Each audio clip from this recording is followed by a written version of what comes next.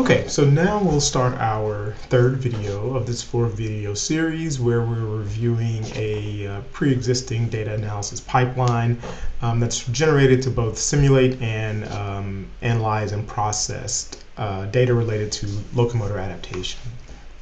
So in this third video, we'll walk through a set of code that fits a model to our data. And so what we'll be doing is fitting a model to each participant's data and extracting parameters related to that model that characterize how that individual modifies their walking pattern through the course of adaptation. So we're here in our S3 script. And the first thing we're going to do is move into our simulated adaptation folder. And just as a reminder, the scripts live in this folder here. I've named this adaptation simulation, and we're going to move into this folder where our data were stored. So I will highlight that, right-click, evaluate selection. The next thing that we'll do is load a mat file that contains all of our compiled data. So in the last video, we compiled our data, and if we go to our directory current folder here, let's see, we should, oh yeah, I think I still need to run this line of code. So let me go back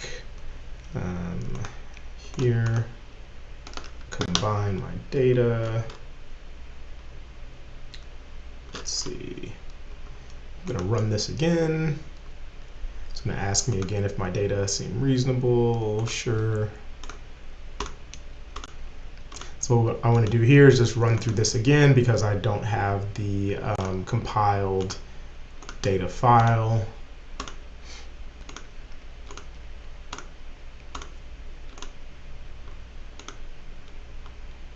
Sure. Okay. So now, if I go back to my S3 script, go check this folder, I should have this variable data underscore all. And what I'm going to do now is load this data. So again, when I have data that's stored in, as a mat file, so a proprietary MATLAB format, I can just use load to pull that data into my workspace. So I'm going to highlight this, evaluate selection. And when I go back to my command window, I see I have this variable data here. So what's included in data?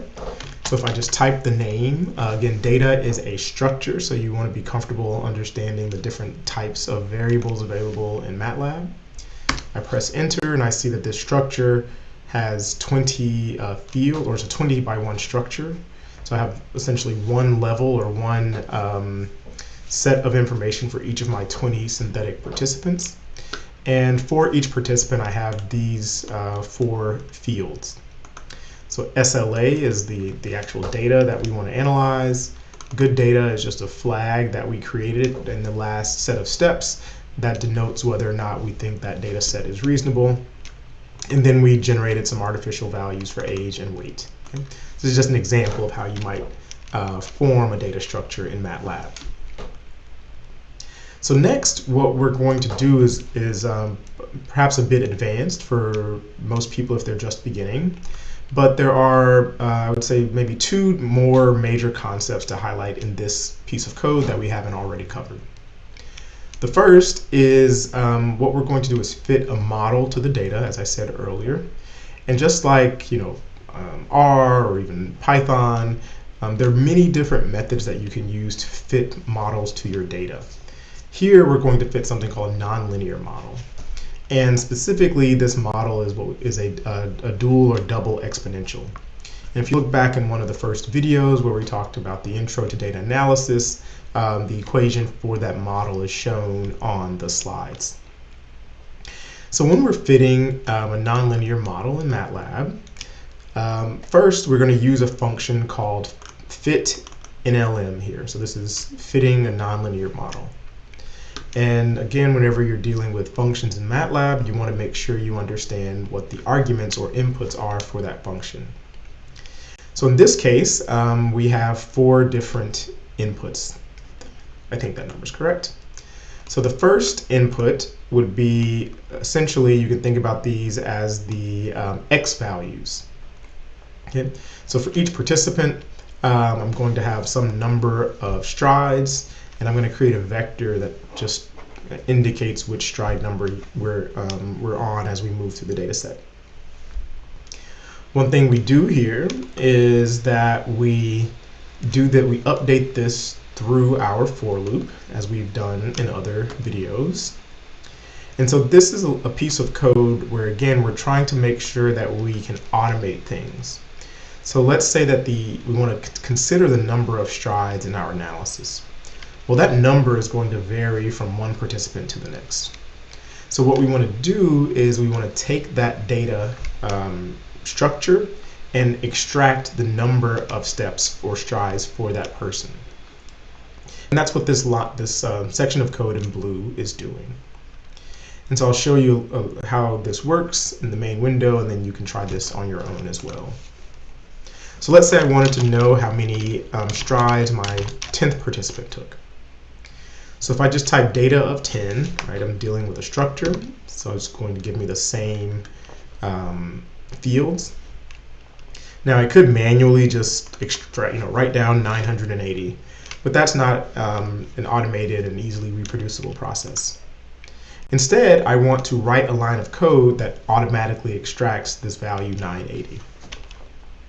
So one way that I know that this is a vector, SLA, and when I want to count the number of elements in a vector, I use the function numL. So typically this is how I build a line of code. Okay. Next, I need to make sure that I tell MATLAB what vector I want to use.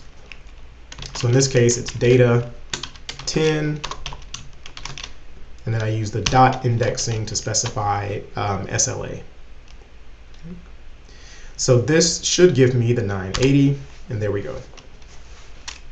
So now that this works for my 10th participant, what I would do is change this 10 to my indexing variable. So if I go back here, my indexing variable is participant underscore num, so I can copy that. I paste it here. Now I have the number of elements that varies for each participant based on how many strides they take. So this is just an example of how you can build a section of your code that is modifiable or changes throughout each loop. Okay, so fit in LM, again, the first input is the stride number that corresponds to the number of strides that I have, or vector. The second input will be the Y values. So if you think about plotting SLA as a function of stride number, SLA would be the Y value. So you can think about this as sort of any 2D function where you might like to fit a line to data as an example. In this case, we're fitting a curve. So those are my first two inputs. My third input is the model that I would like to fit. Okay, so if I hover over this, you can see that MATLAB pops up a tip that tells you what you need for each of the different inputs. And so let's look at our model briefly. So if I scroll up, there's a line of code here where we define this double EXP model. And so when we define our model, we have a few things. So in this case, we have two variables that one parameter and one variable that we want to use in our model. So the parameter is a vector called coef. Okay, so this is a vector that's going to have 4 elements. So you can see that I refer to coef1, coef2, 3, and 4. Okay. So these are actually model parameters, which means these are things that we will estimate with our data. Conversely, we also have x, but x is a variable. Right? So this is what changes in our data set. So we know that x essentially is going to be our stride number. So this model takes, it's one coefficient times an exponential function where it's the e to the negative coef2 times x1 plus cof3 times e to the negative cof4 times x1. Okay, so this is two exponential functions. And so what we're trying to do is to find values of cof, each of the four elements, that allow this function to best capture what the participant's data. So that's the third input to our fit NLM, and the fourth input here is our, these would be our initial guess. Okay. So this would be the initial guess that we use for our, to fit our model. And we specify that up here in the code. So that's just a brief overview of how you could set up a model to fit data in MATLAB. There are many different tools that you can use to fit data, and I'll refer to some of these in our GitHub.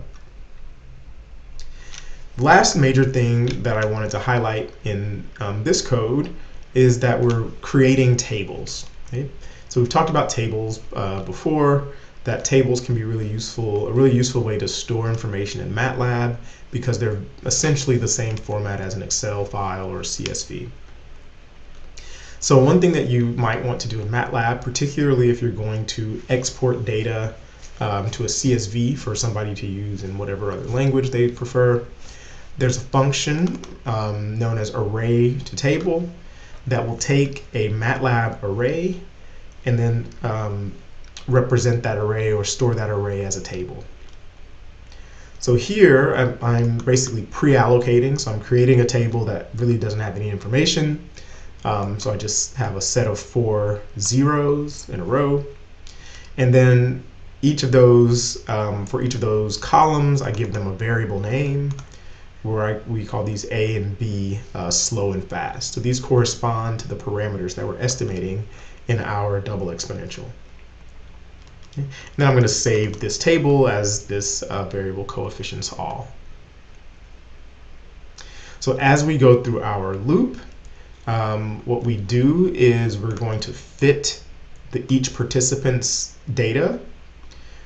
Fit NLM outputs several different parameters related to the model, and we'll look at some of those shortly. And then I order my coefficients. That's not too critical here, but of course the fast rate should be faster than the slow rate, so we just make sure that that's correct. And then I save my here and here is where we save the model coefficients to our table coefficients underscore all. Okay. So earlier, remember, we decided that there were some data sets that we didn't think were of high quality. And so this if statement says or what it does is it looks within our data structure, it looks for this flag of good data, and if that flag is yes, so we use something called string compare. So if our good data flag is yes, then it fits the data. Otherwise, else, if it's not yes, we just store a set of nan values. Okay? So this is just an example of a way that you can provide some user input to determine what parts of your data sets are analyzed. And then finally, we store our table as a variable or mat file called group_data. So I will just run this code. Let me make sure I'm in the right folder. I need to go up one level. Okay. So I'm going to just run this whole script. No errors. And really what I wanted to show here is what we get out of fit LM. So we're going to look at the 10th participant. So we see that in some cases we don't actually get a good fit. That's beyond the scope of what we're covering here, but I'm happy to discuss those things later on. So let's look at our 10th participant. So you'll remember what their data structure looked like originally. One of the nice things about structures is that we can continue to add new variables as we please. So now we see that in addition to the 4 variables that we had at the beginning, we now have another variable for our model. So what's included here? So we call data10.model, And now we actually see our model structure here. So it's a nonlinear, we're doing nonlinear regression.